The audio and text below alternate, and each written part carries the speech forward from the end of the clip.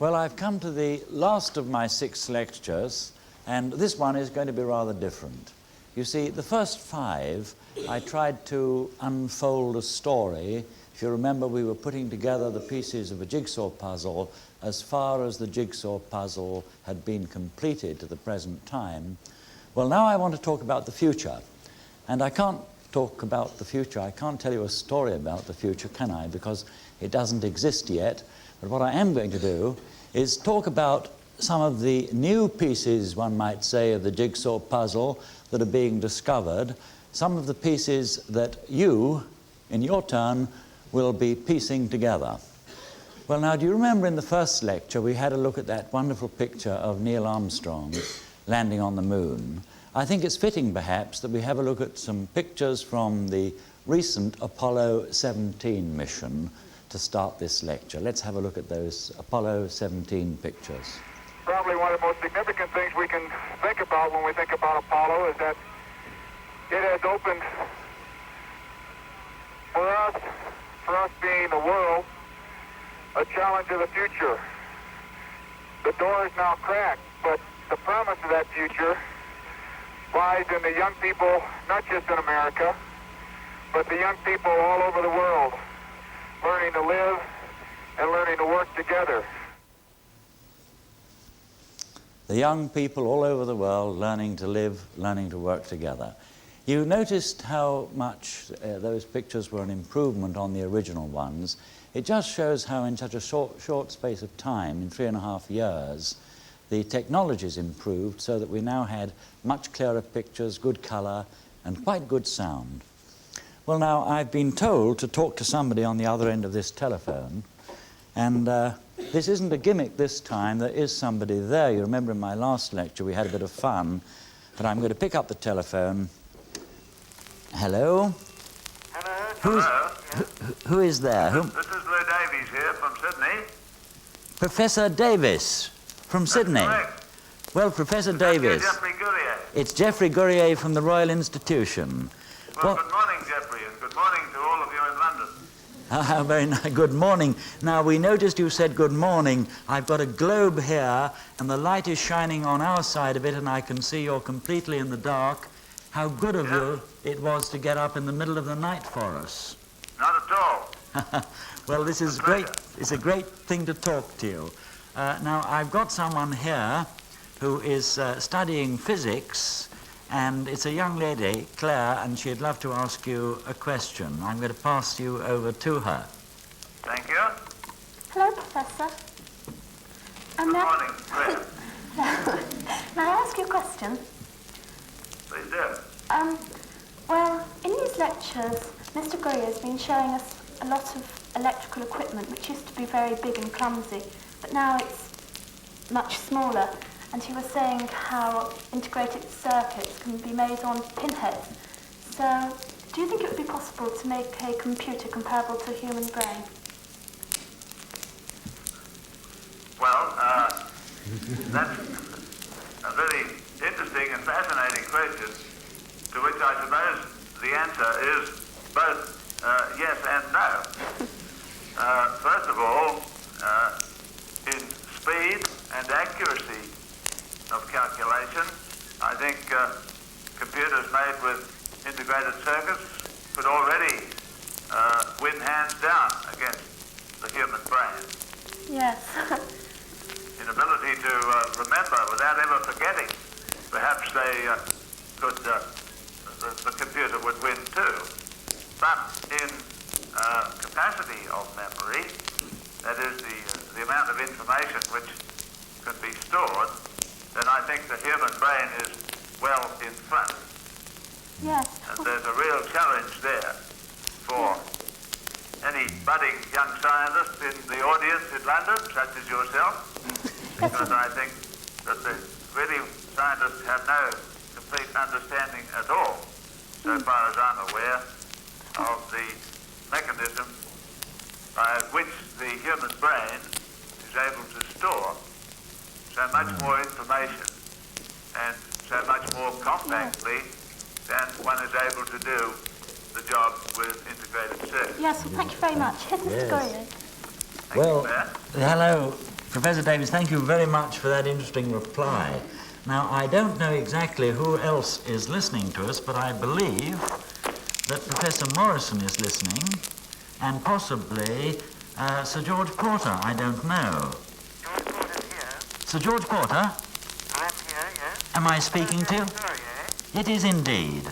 Sir George Porter, what a thrill it is for us to be speaking to you. You were here with us only 2 days ago. Where are you now? Yes, I was at your fourth lecture, and I'm very sorry to be missing this one. I'm now in Chandigarh in India, which is just at the foot of the Himalayas in the Punjab. You are indeed, and I'm sure the young people here would be very interested to know what you're doing there. Well, this is a meeting at the University of Chandigarh of the Indian Science Congress. It's a rather special meeting because it's the 60th anniversary, the Diamond Jubilee, and there are 4,000 scientists here celebrating and having lectures and telling each other about what they're doing. I say, how interesting. Well, Sir George, there's somebody here who would like to ask you a question. This young man's interested in genetics. Can I hand him over? Yeah. Give your name. This is Louis speaking. Do you think you could possibly give any idea as to the possible events that might evolve from the future of genetics and what might happen? I got the genetics, I didn't get the other bit. A lot of waves, ripples in the ether tonight, I'm afraid. Could you repeat it? Could you give any idea as to the future discoveries in the science of genetics? In the science of genetics? Yeah. Well, of course, this is one of the most rapidly changing and developing sciences of all. But and the most exciting things are at the molecular level, aren't they? The discovery of exactly how the genetic code works and how the information is transmitted. Just how that will develop, I would find it very hard to say, because like a lot of science, which is moving very fast. I'm afraid I'll have to ring you off. Hello, Sir George.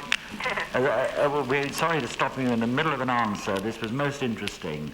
We're back again now. The young people here would just like to say one thing. They all know of you. They know of you as the director of the institution here, and I'm going to ask them to give 3 cheers for Sir George Porter. Just 1 cheer. Say, hip, hip.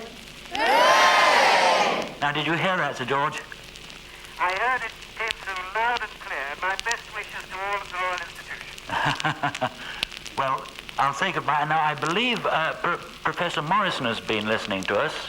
Yes, I have. You have, Professor Morrison? Quite exciting. It is exciting, isn't it, to have this conference around the world? Well, now, look, I have someone here who I think you know, and I'm going to hand the telephone straight over because he wants to ask you a question. Hello, Professor Morrison. Hello, Jonathan. Yes, this is Jonathan here. How are you? Okay, thank you. Very good. Can I ask you a question, please? We've heard that the Americans are trying to receive space signals. Could you please tell us about this? Well, it was some time ago, in fact. They did try from Green Bank, West Virginia, but haven't done much lately. And in fact, our friends, the Soviet-Russian astronomers, have done more lately. In the last 3 years, they've tried a few more times. But it's all just beginning. One will have to listen to, 500,000 or 1 million places before we can have a good search. And so far, we've only listened perhaps to 24. So there's a long way to go, and nobody has done it yet really determinedly and seriously. That will come, but not yet quite. Thank you very much. Well, Professor Morrison, this is Geoffrey Gurrier again.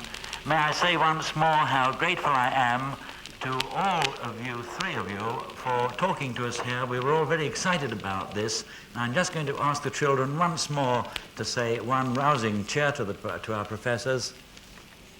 Hip hip.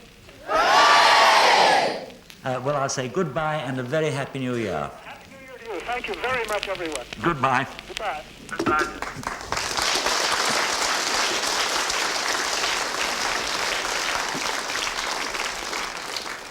Well, that's a pretty wonderful thing, isn't it? We had that telephone conversation with these three great men, Australia, Boston, Massachusetts, and Sydney, Australia. And those signals were being bounced off a satellite. And just let us remind ourselves, I've just got a piece of tape here, which will show us the position of a satellite in respect to the Earth. You know, we call them a geostationary satellite. Well, it's very roughly about the circumference of the Earth away, 22,000 miles away, and we're up there, actually. It doesn't matter where I hold it, but you may appreciate, just to get the word geostationary right, if I put something in orbit round the Earth, it's going to take 1.5 hours to go round if it's right on the surface. And you know the Moon, which is 10 times as far away in this scale as this piece of tape, how long does the Moon take to go round? 28 days, that's right. Well, somewhere in between 1.5 hours and 28 days is 24 hours. And if we can get a satellite at that distance, 22,000 miles, it will follow around the equator, and that's why we call it geostationary. It isn't stationary, but it's stationary with respect to our geography. And that's where the satellite was, and those were the signals that we heard bouncing off the satellite. Now, I told you in this lecture, I'm going to be hopping from one subject to another. I'm going to come straight away from this aspect to a possibility of domestic broadcasting by satellite. And for this, I'll have to show you quite quickly. I'm going to run through some of these things very quickly because there's a lot to show you in a short time. This is merely showing you a possibility that you can have a satellite, a geostationary satellite, and send a signal up to it rather than directly into people's homes. This is a possibility, and the satellite can then broadcast, and it can cover the whole of a country. A beam, 1 degree beam is sufficient to cover the United Kingdom. So we could have a complete television service covering the whole country from one satellite, as opposed to all these terrestrial or ground transmitters that we have. The scheme is this. We have a dish this end which is sending the signal up to the satellite. Here's the satellite, there's the receiving dish. It transmits from this one and is picked up on the roof of the house. Now, just to have a look at that a little more in close-up, there is the transmitting dish. The signal goes up, and now you can see the receiving dish there on the satellite, the transmitting dish there, and the receiving dish on a house which is very nearly as big as the television receiver, which is rather interesting, isn't it? It's just a model, of course.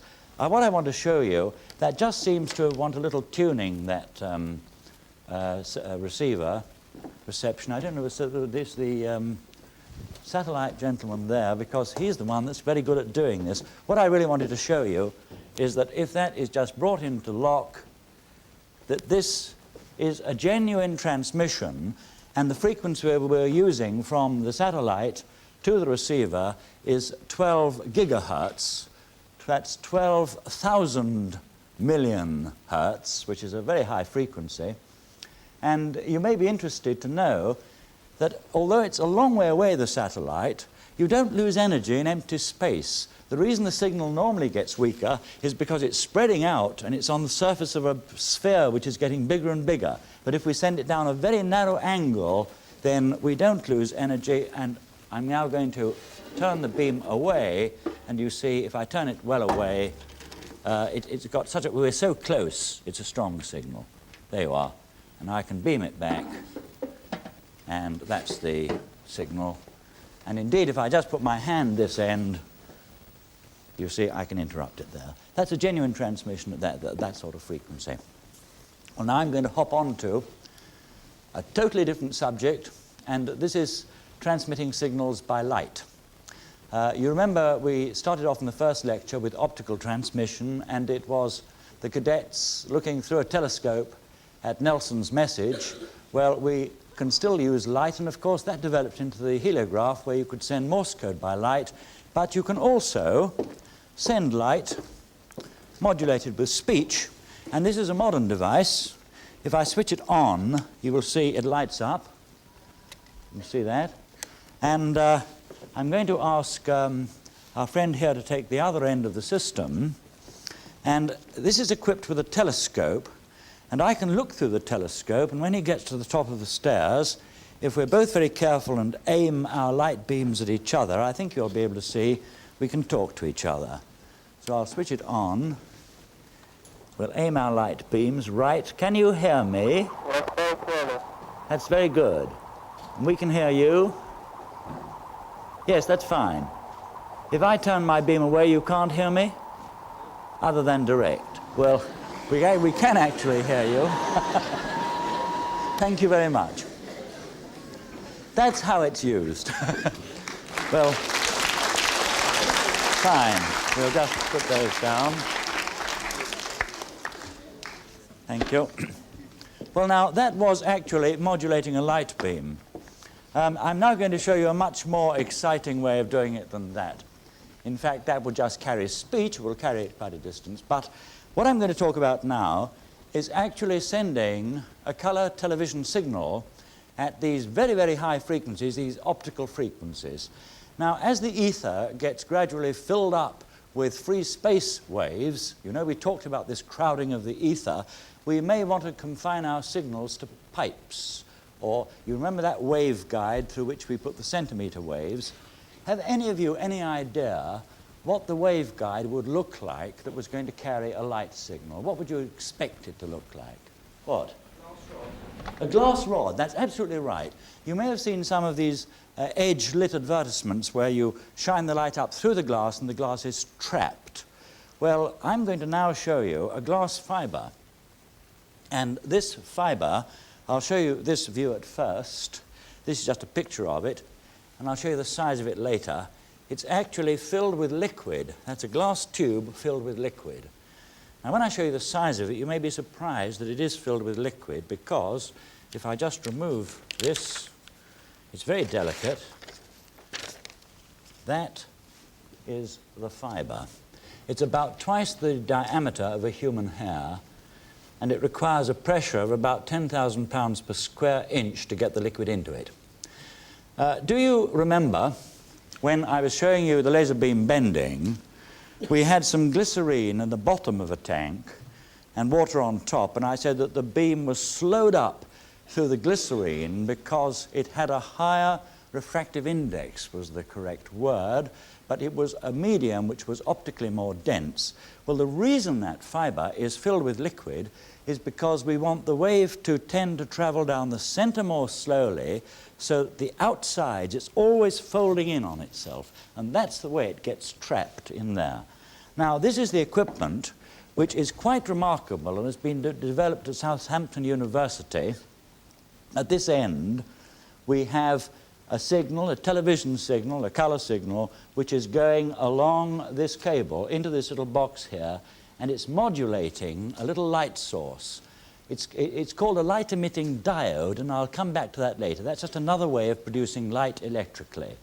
And the light is traveling down this fiber, you can just see it, into this drum, and there's a kilometer's worth of fiber there. It's coming off the other end into this little detector here. It's being reconverted to electricity, and you are seeing the picture actually being transmitted through this glass fiber.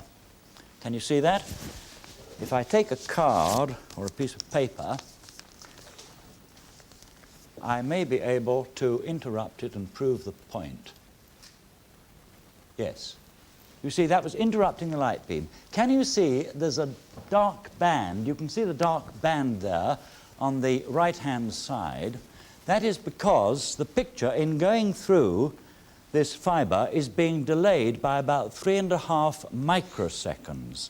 Now, this is actually being broadcast in colour, and it's the first time that a colour television signal has been put through an optical fibre and broadcast. I'll do that again to show there's no trick. That is genuinely the light going through the fibre. That's...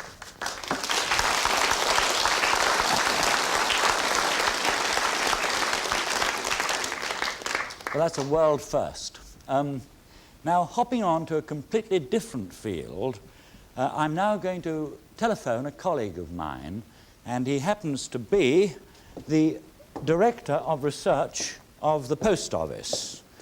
And with a bit of luck, I'll be able to telephone him here. I'll have a go anyway. I'll switch it on, and you can hear the noise. And I'm now going to dial. You can hear it.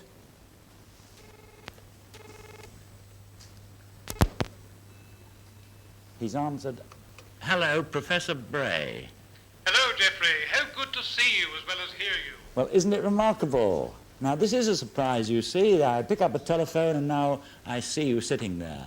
Professor Bray, look, we're going to want to talk to you a little more about this remarkable thing, the video phone. But I've just been talking about fibre optics, and I think that you at Dollis Hill are rather interested in fibre optics too. Am I right? We are indeed, Geoffrey. I shouldn't be surprised one day, you know, to see these viewphone pictures coming into people's homes through a glass fibre. And not only that, of course, providing them with telephone communication and vision communication as well. How very interesting. Well, now, look, there's somebody here, I think, would like to ask you a question. Yes, here we are. Now, if I press this button self-view, I believe, I can see myself, and with a bit of luck, I'm going to see you too, so I'm going to try it. Now, you come down. Oh, there we can see each other. And you can still see us? Yes, I can see you fine. Well, isn't that remarkable? Now, you ask a question. We'll go back to Professor Bray.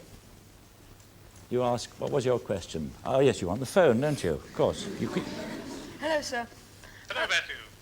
Can you tell me when these video phones will be in our homes? Well, the one we're using now, Matthew, is quite an experimental one, and it'll take a few years to turn this into a device which is low enough in cost for people to use on a large scale. But it will not be many years, I think, before a viewphone will come into service. And how much will it cost? Well, that's rather a difficult question at this stage. Clearly, it's got to be a cost that people can afford in terms of the service the viewphone will provide. Thank you very much. Thank you, Matthew. Well, thank you very much, John. A couple of very awkward questions when a thing's right in the research phase. It is in the research phase, yes. As you say, Geoffrey, but there are many developments of viewphone that I think will interest people. We expect it to be able to provide clear, high-definition copies of documents, for example, and by pressing a button to get a printed copy when you want it. How very useful. For business people, you see, as well as people in the home, I think this is going to be a very important communication tool of the future. How valuable. Just one point, of course, you're not using a handset, and I am. I'm doing it because I'm wearing a microphone as well, which would cause a bit of trouble, but you can use either, and I could have used this microphone. I'm just telling them that because it's rather interesting. You see, you're not using one. Yes, that's the loud-speaking telephone. That's right. It's part of the viewphone. Well, I'm going to say thank you very much, John, for talking to us, and hang up. Goodbye. Thank you, Geoffrey. Goodbye. Switch it off.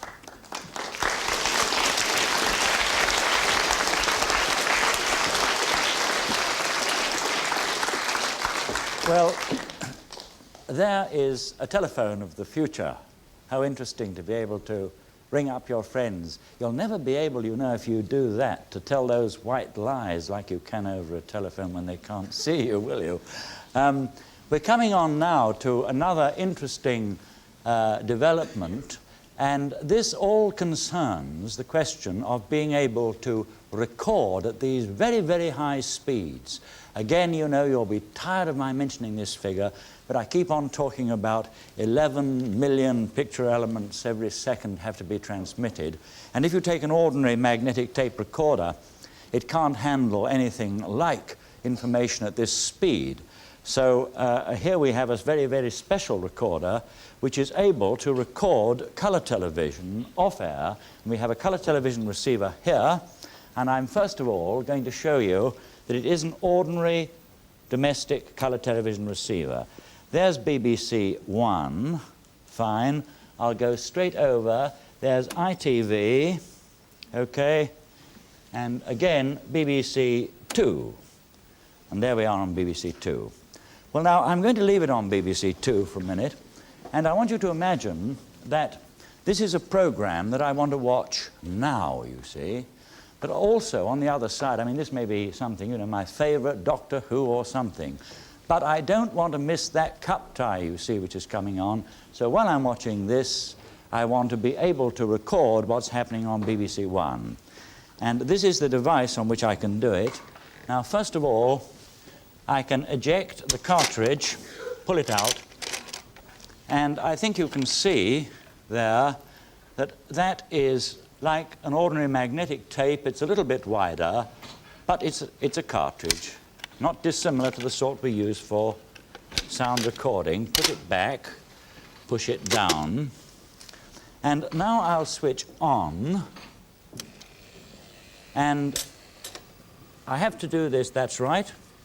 I'm going to now record by pressing the two buttons at a time, like we do on most recorders. Push them well down. Oh. I'm just working from an awkward angle there. And while it's working, just for a few minutes, we'll just record a little bit. Remember that what it's recording is not this, it's recording BBC One. There we are, somebody talking, BBC One. I'll go back, BBC Two. If it didn't crop up at the same time, you may want to set this clock so that it would automatically record at the right time. Now, I won't waste any more time. I'll just assume now that we've recorded the program that we want to record, and I'll switch this off, and I'll run it back. That should probably be enough. It stopped. And now run it forward, and I think that was just a second. I'm going for, now I've just got to do one more thing. It was recording on this button, and there we are. You recognize the gentleman, do you? That's the one we saw just now. That is actually what we recorded. Fine? That is the recording. Good? Switch it off.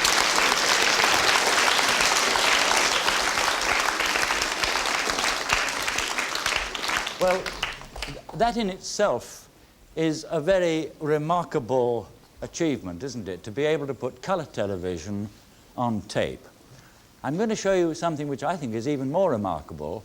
It is more in the research stage than that, and I think we've been very privileged here. But let me first of all remind you that you did see this ordinary gramophone record that had recorded Baird's 30-line television 45 years ago. And you remember I said to you, it's taken us 45 years to get to the stage where we could record television on a disc. And this is the first time that one of these discs has been entrusted out of the laboratory. Hello, Case, how nice of you to come. And look, want to hold it? May I very gently hold it? First of all, you see what a beautiful looking thing it is. It's a plastic disc that's metallized, and the laser beam is reflected from the undersurface of it. Now, can any of you guess why it has these beautiful colors? Yes? Well, What would you say? well, because you see, it's very, very like the film of oil that was over the water. It had this interference property. Very, very good indeed. Yes, it is indeed. Those grooves are so close together that we're getting interference patterns, we're getting cancellation of some of the light frequencies, and there's that very beautiful color. Well, we can't play it here, but Mr. Nyson, thank you very much indeed for bringing it over. We do feel greatly privileged. Thank you.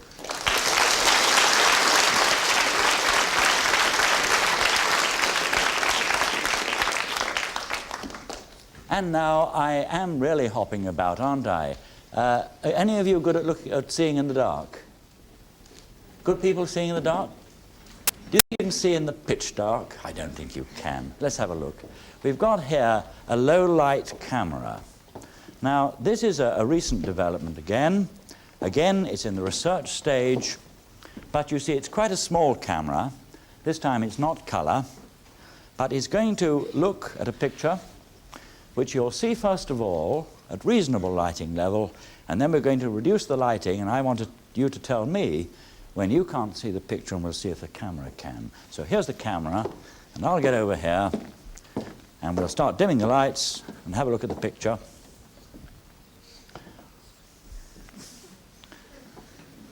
Can you recognize the picture? You can see a picture there. It's a sort of a model, isn't it?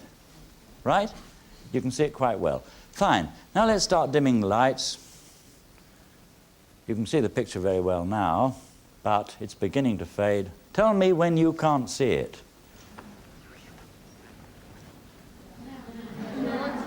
You can't see anything.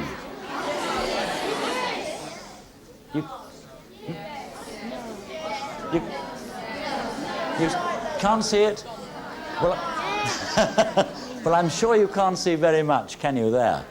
Well, now, let's have a look at, let's see if an ordinary camera can see that picture.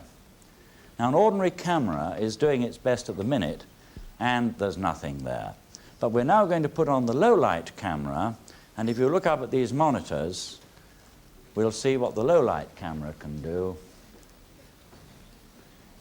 And just to show you, there's no trick here. Yes, there's the picture. I'm going to put in this card. Now you can see me waving my arm, and there it is. That camera is actually being able to see things which we can't. Two of you come up and just stand one either side of me, and let's see if it can see us. You'll see us dimly. There is a little light here. Most of the light's coming from the monitors. Now, getting close together. There we are. You can see us. I think you can recognize us. Thank you very much, boys. There we are.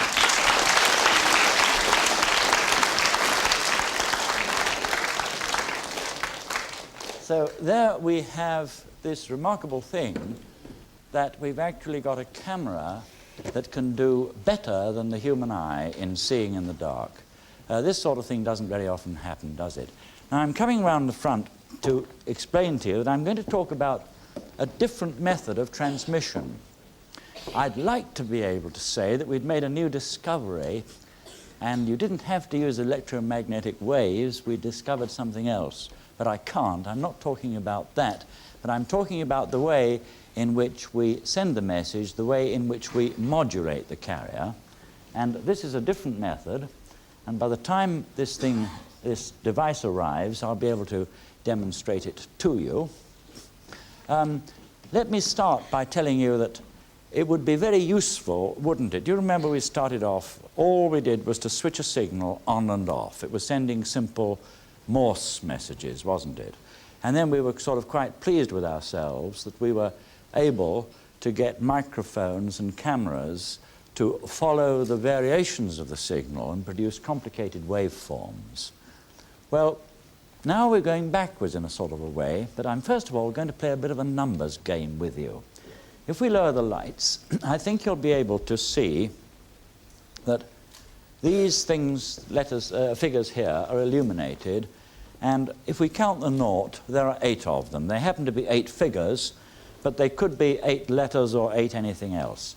Now, supposing that you have thought of one of these numbers, I don't know what it is, and I'm going to ask you, is it this one? And no, is it this one? And so forth and so on. It's just possible, you see, that I would have to ask you 8 questions, because it may be the very last one I've decided to guess. So instead now, I'm going to get one of you, who will do, you do it. I'm going to ask you to put up your hand and just hold out the number of fingers of a number between 0 and 7, somewhere in between there, And I don't know, everyone else will know, but I'm going to hide over here, you see. Hold up your hand. Now, has everyone else seen that number? You've all seen it? Is he holding up his fingers? Yes. Good. Now, all you know what it is. Put your hand down. I'm the only one in the room that doesn't. I don't know what number it was you held up. I'm going to now find out by asking 3 questions, not 8. What I'm going to say is, cut it off there. That's the top half, that's the bottom half. Was it in the bottom half? You answer. Was it in the bottom half? Yes. It was. Right. 0 is no, 1 is yes, so 1, it was in the bottom half. That's got rid of all those 4. Now start on this 4. Hand in the middle. Was it in the bottom half? No. No. So I have to put 0 there because 0 is no. That brings it down to 2. Was it in the bottom half? No. No. So it's a 0 there. So the number was 4 he thought of. And do you know what this is? Binary. Absolutely right. You see, this is telling us that that's there with the number of 1s, there aren't any, the number of 2s, and there's 1 4, so the number's 4. And had you chosen 5 just to do it, it would have been there, and it would have been 1 0 1, and there it is pointing to 5.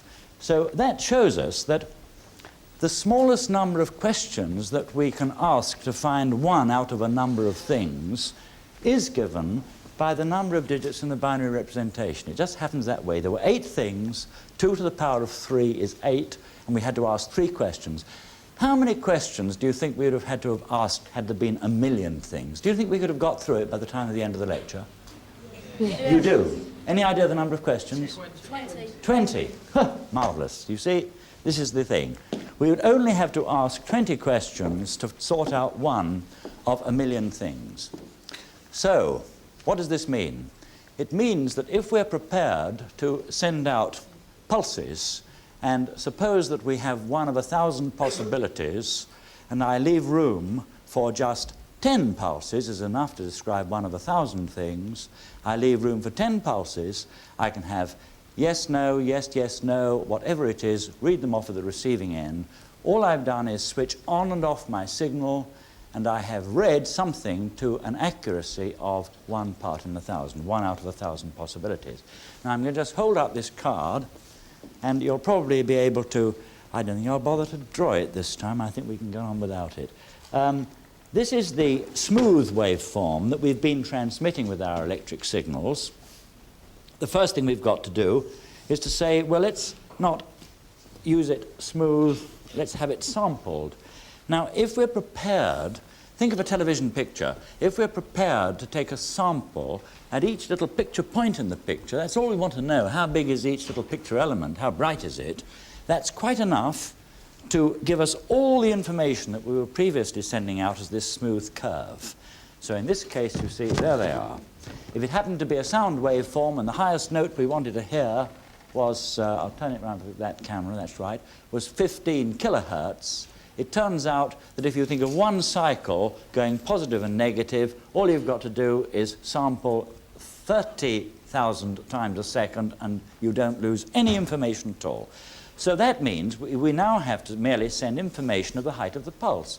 And we've just seen that if we wanted to do this as accurately as to be never more in error than 0.1%, 1 in 1,000, we would only have to send 10 pulses. Well, in this case, I've just had 8 levels like we did on the demonstration piece, and you see we're sending 3 pulses, and there's the binary number 111 is 7, and there's 010, and you see that's 2 as it should be, and so forth and so on. So those binary numbers are the numbers that we would, the pulse sequences that we would send out to send out a complete waveform, just switching the circuit on and off.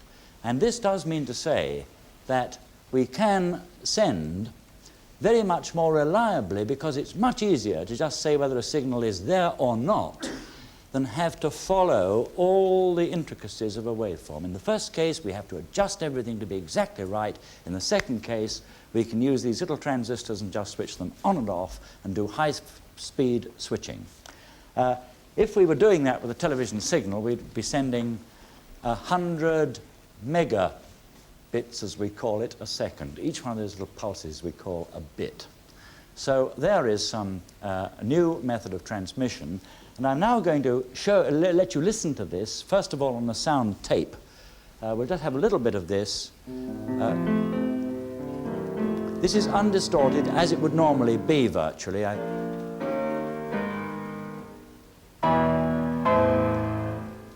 It'll repeat the sequence 3 times.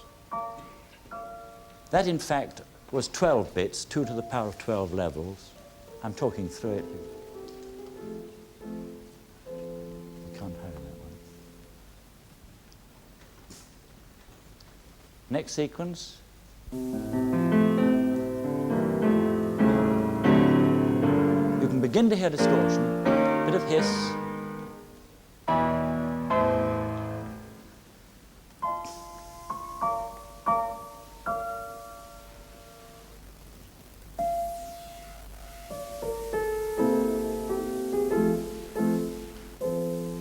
And finally, we'll just hear it once more, and this time it's only going to have what I said, 8 bits.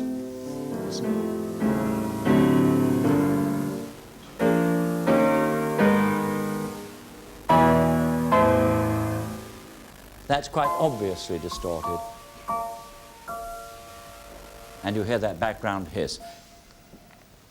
When I said 8 bits, it never seems to stop there. When I said 8 bits, that's 2 to the power of 8, 256 different levels. So for sound, we really need about 4,000 levels to describe sound accurately. What about television? Well, here's a shot of the audience, and I'm going to ask them to take a close-up of somebody because it shows up very well on a close-up. Perhaps the cameraman would be good enough. Here we go. Just at the moment, I have got what we were calling just now 8 bits. 2 to the power of 8 is 256 levels, and that virtually is a perfect picture. It doesn't know it's being broken up or quantized. But I'm going to now switch off. I'll do 2 at a time. I'll bring it down to 6. Sorry, that way round. That's 6, and you won't see much change there. I'll do it even more drastically still. And now I'm down to only 8 levels, and you can see very clearly these flat areas where the waveformers had to decide, you see. It couldn't follow the variations. It had to say, well, I've just got to choose, and you've got all these sort of flat areas. If you just move your head from side to side or turn it sort of like that, you can see these flat patches on the cheek. I've purposely exaggerated that, but we're only 8 levels now. The eye is more tolerant than the ear to this sort of distortion. So I will just throw some of these switches back again. That's 16 levels, 32 levels, and very quickly it's becoming quite a reasonable picture again. But we do need something like 256 if we're really going to be sure of everything. So that is quantized waveforms. And now on to a completely different subject again. As you see, I said I'm hopping from one thing to another. There's no continuity in this. But I'm going to move over now to displays. What we all would like, what you keep reading would be a nice thing if it were around the corner, is a nice big flat screen that you could have on your wall and view your television on that. We haven't got it yet, but it's beginning to look a possibility because some of the developments in making tiny little gas discharge devices that will glow, and they can in turn produce little ultraviolet light which can light up phosphors, and there's another one I'll come to. I mentioned the light-emitting diodes. But first of all, the gas discharge tubes. Now, somebody knows how to use this machine. That's right. Your name is? You've used this machine before. You notice when we came in, it just said vision of the future. All these tiny little gas discharge tubes are writing out that message on a little sort of matrix of dots. Would you clear that? And we can play a little game on this. What he's going to do is run this tape reader, and it's going to put up a question.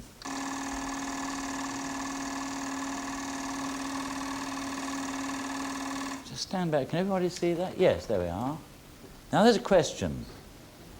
Read it out aloud, I will. Early swords were made of bronze, true or false? Now, what do you think it is, true or false? True. Will you type true then and see what happens?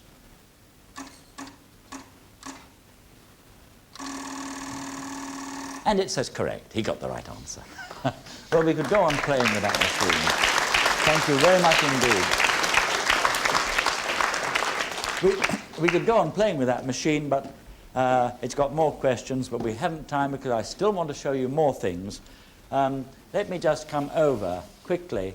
This, by the way, is a little device. This is one of the light-emitting diode devices, and if I switch that on and the camera comes right in, you can just see a little dot there, but it's a little matrix of dots, and as I turn this, it moves it around, and as I turn that, it moves it around, and I think if I turn that one to all, it'll turn into a line, and I can move the line across. Now, I mentioned that the light-emitting diode isn't a gas-discharge device. It is a little solid-state thing, just like a transistor. But when you put a signal through it, it actually lights up. Now I'm coming to another form of display altogether that doesn't emit light.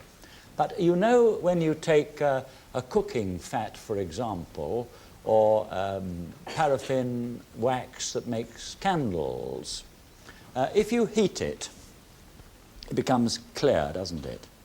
But if you let it cool, it becomes opaque. Now, the reason for this is that when it's clear, the crystal structure is such that the light can pass right through it, but when it's cool, the crystals are all muddled up and they're scattering the light and you can't see through it. Well, now there are some special liquids, and I'll hold in my hand this little bottle here.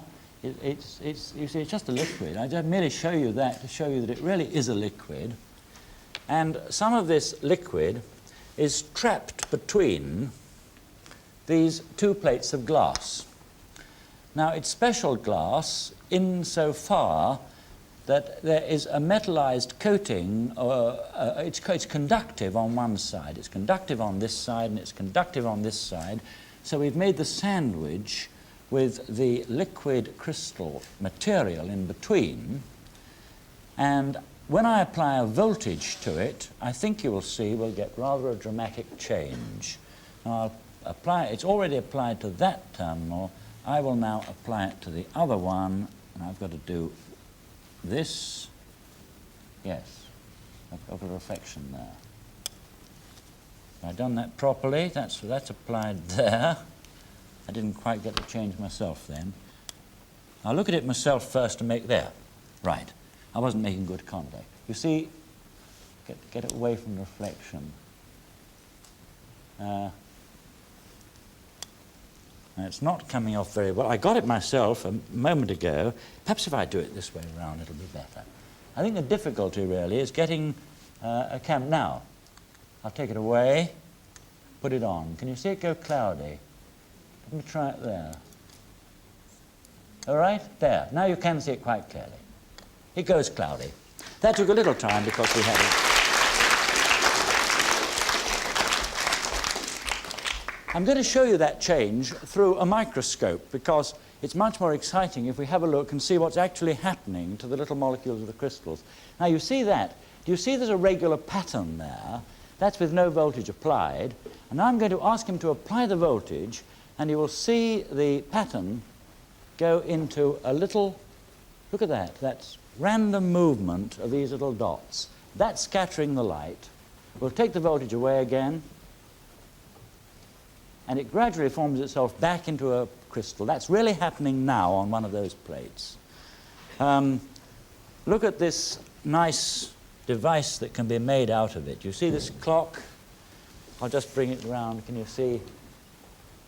Now, you see that clock, it's not set up to tell the right time, but I'll just make the hands move quickly by pressing the buttons, and now you'll see the figures change. Do you see that?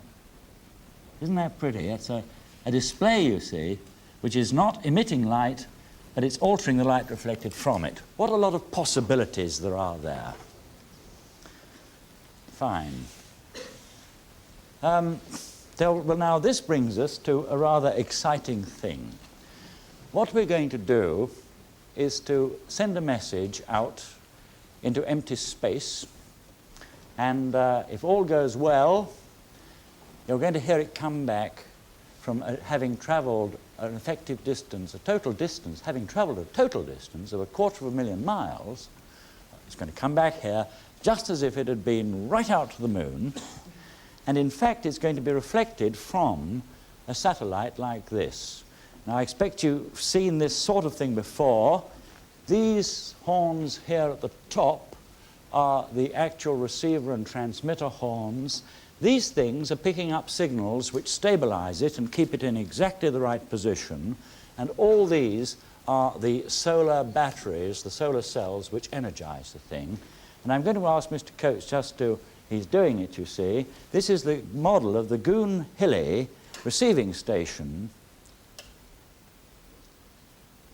that will be receiving our message if it all works.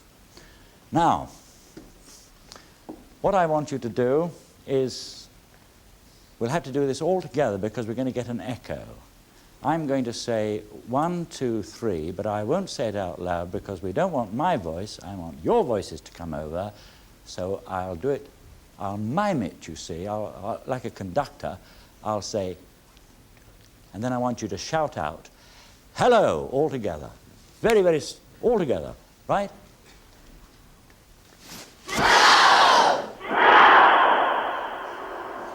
Let's do that once more, shall we? That was rather exciting, wasn't it?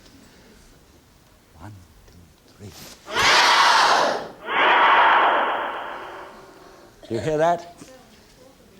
I'm just going to do one myself, and you hear my own voice come back by itself. I'm going to say, good luck. Good luck. Now, did you hear that bouncing backwards and forwards? The remarkable thing is that this satellite was only picking up a tiny little fraction, you see, of that energy, and the rest of it was going on and on out into outer space. I wonder if there was anyone listening. I wonder if there was anyone who heard our messages being sent out, rippling through the ether. I think that's a very exciting thing, and that was really happening, and I think we're very indebted to the Post Office for allowing us to show you that demonstration. Well,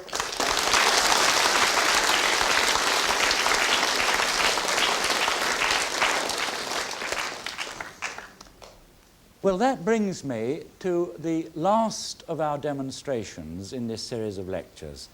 You may be interested to know that in the course of the 6 lectures, I have given very nearly 150 demonstrations. Now, some of them only amounted to bursting a balloon, and some of them amounted to a great world hookup using satellites, like the one you heard just now. But can you imagine, I've been doing the talking, but behind the scenes there are a very large number of people that have done an enormous amount of work to make all this possible. And I do really want to thank the members of the research departments of industry, the Post Office, and indeed the universities for all they've done to make these lectures possible. Let's just give them a cheer, shall we? The ones behind the scenes that have helped us. 1, 2, 3, hooray. Hip hip. And then there's a special welcome, a special thanks, I should say, to Mr. Coates here and his staff of the Royal Institution. They've done a tremendous amount of work, and then there are my own colleagues. There's Mr. Ian Gibbs there on the end, Mr. John Ingleton, and they have practically worked night and day to let me get through all these demonstrations, so thanks to them too.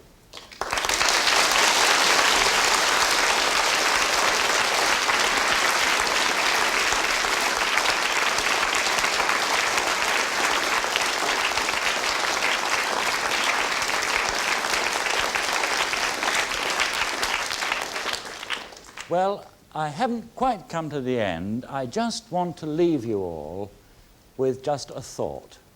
You see, we've been talking about scientific discoveries, haven't we? And we've seen how, by observation, men have taken us from just noticing that some little effect happens like the deflection of a compass needle, and it's led us all the way along the road until we've managed to get sound and television pictures back from the moon. And all these have been discoveries. Now, I can see by a lot of your faces, and I know by a lot of the questions you've asked, that some of you are going into science yourselves. You're going to make science a career. And you may find, you know, you're living in a very exciting world. I think it's more exciting than it's ever been before. But as you know, it's got its problems too. And you may find people perhaps will try to discourage you at times and say, well, you know, we'd be better off without all this science. It's the science that's done the damage, you see. But nothing could be further from the truth, I believe. You see, science is, what it sets out to do is to discover the truth, to understand the universe. Now, we, of all God's creatures, have been given brains that are capable of understanding. Think of Maxwell. Think of Maxwell with a pencil and paper predicting electromagnetic waves. Even the most intelligent animals like dolphins couldn't do this, could they? So, what I want you to realize, it isn't the discovering that does it, it's the way we use it. So you have to be careful when you find the new pieces to put them together carefully, because it's going at a rate that the problem is keeping up with the rate of technology, so use these things carefully. The difference between understanding and knowledge is a big one. Let me explain it to you this way. If I pick this up, you all know if I let go, it's going to fall. Nobody understands why. Thank you.